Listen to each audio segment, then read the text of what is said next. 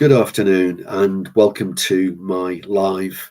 I'm going to upload this as a video. It's going to be short. It's about Israel and Gaza and Hezbollah, Hamas, and the future. What does 2025 and 2026 offer up? First of all, I just wanted to go through a number of things, really.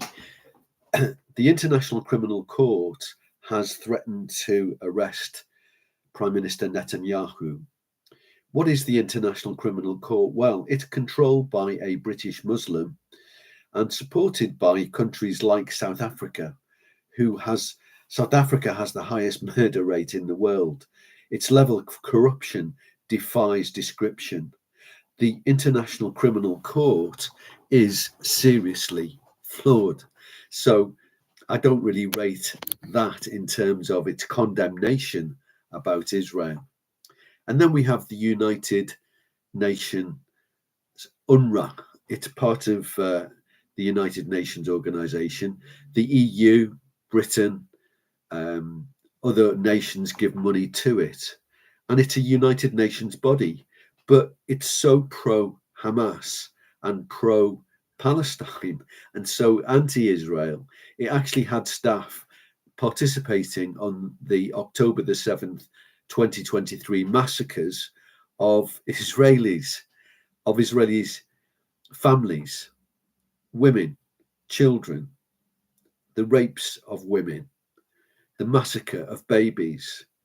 UNRWA actually had staff on its payroll who were doing that sort of thing. So no wonder Israel is quite skeptical of the whole body of the United Nations, but particularly UNRWA in particular, which has a brief to support the people of Palestine.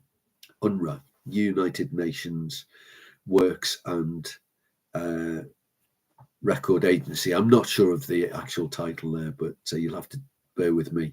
Then thirdly, Iran. What about Iran? Iran is a puppet master aiming to destroy Israel. It's said time and time again that it actually wants to destroy Israel.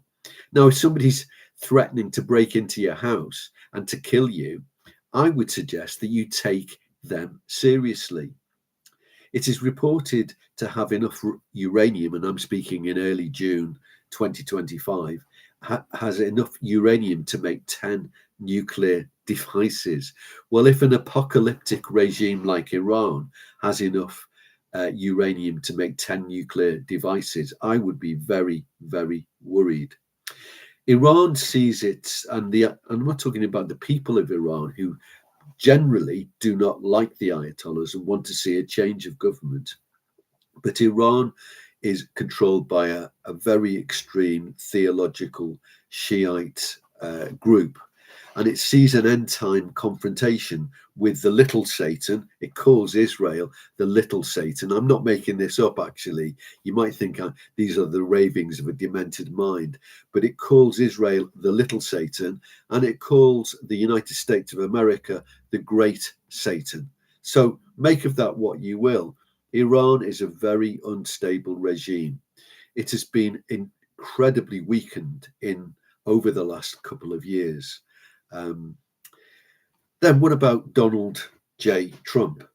Donald J. Trump, the president of the United States of America, who started being president in January 2025, he has so far been unable to deliver peace for Israel. He has been trying. The USA is currently negotiating with Iran to get rid of its centrifuges and its nuclear capabilities. The USA, it's very unclear whether the USA will be able to do this. Will the USA be duped by Iran, or will they reach a genuine agreement with Iran to completely dismantle all of their centrifuges, get rid of all their uranium, and have sensible and real checks? Or will there be some sort of conflagration where either Israel or the USA takes down their nuclear facilities? I do not know. I'm just asking the question. Then fifthly, the BBC. The BBC itself, the British Broadcasting Corporation, the BBC, it has admitted that it's biased about the Middle East and about Israel. But fundamentally, it hasn't changed. Although it's accepted that it isn't as unbiased as it should be, it's a public service broadcasting company. As an example of that, Jeremy Bowen is a good example of the inbuilt, if you like, anti-Israel bias. Such bias is being supported by its staff and a very left-wing London-based socialist stroke communist elite, along with most British Muslims, maybe up to 20%, who actually believe in jihadism or extreme Muslim ideology. It's a bit unclear whether the percentage here, so you'd have to bear with me on that. The diabolical link between the extreme left in Britain and Islam is hard to explain. Maybe diabolical is a good word. Add in journalistic companies like Al Jazeera. No wonder British people believe Hamas health authority figures over Israeli reports about Gaza. And no wonder they believe that Hezbollah and Iran are innocent parties, because the news that is being fed to the British people isn't particularly unbiased. It isn't particularly objective, less so in the United States of America, but certainly the BBC in particular, as a supplier of news, is very, very one-sided. Then just finally, and I'm going to leave it there, it's going to be a relatively short one, this. I can see you going, phew. Thank you for being with me so far. Can I ask you, can you like and subscribe to my channel? I really appreciate that. We've got to over 500 now, and I really appreciate it. I appreciate the comments. I'll leave it open for comments. Do feel free to fire in some comments. The future, where does the future lie? Well, the future is very hard to map. Certainly,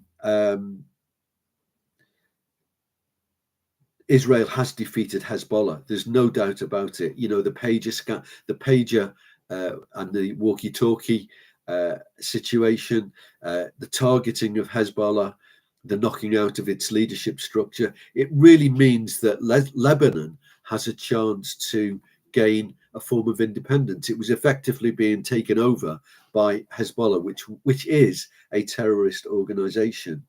Israel has defeated or almost defeated Hamas in Gaza.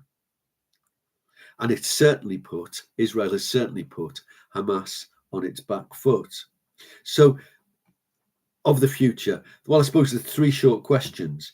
Will Donald Trump deliver peace to the region? That's the first question. Secondly, will Iran be reined in? Will it dismantle its nuclear facilities, or will it have to be attacked by either Israel or the USA? And thirdly, will the Abraham Accords, which is a form of peace agreement with some of the Sunni nations in the Middle East, will that grow and bring further peace? I'm going to leave that with you now. Thank you for bearing with me. I appreciate your time. I appreciate you listening, and may God bless you as you go forward. Thank you for listening. Take care. Bye-bye.